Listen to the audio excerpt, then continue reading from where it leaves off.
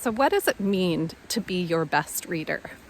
This is a really kind of like an interesting conundrum that writers face, is that we read our material hundreds and thousands of times, and yet to find out what it needs, we need to be able to read it with kind of fresh eyes, as though we're the reader approaching the material for the first time.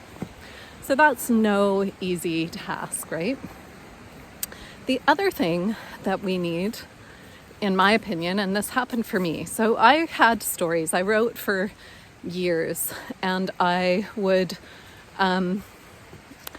write the stories, and I would read them, and I would shuffle sentences around because that's what I thought revision was.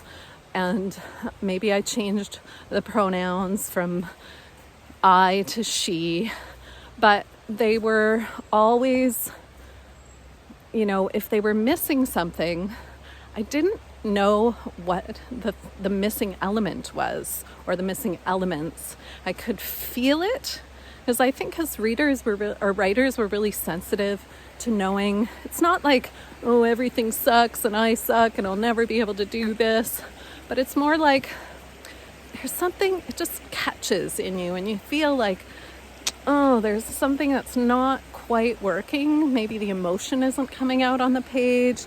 Maybe you've made some slips in point of view, but you can't catch it because you don't have the tools yet to see what you're doing. And writing really is a craft. I've been, that's the drum I keep beating. And to become a writer that has more capacity, that is able to take material that they've written and really revise it and make it kind of shine, is a craft. And if we only have some skills, we can only bring our writing to a certain, I don't even want to call it a level, but a certain level of understanding. I know I just used the word level and said I didn't want to. But it's like before I went into a mentorship program where I worked closely with writers who could teach me about the elements of craft that were not available in books or texts, but were like the nuance, the thing that makes the difference between an amateur writer and a writer who produces works of art. Then I was like stumbling to figure out what is it that my story needs. I could only take it so far. But once I got those tools, maybe I shouldn't go there. You can hear the river, the rush of the creek.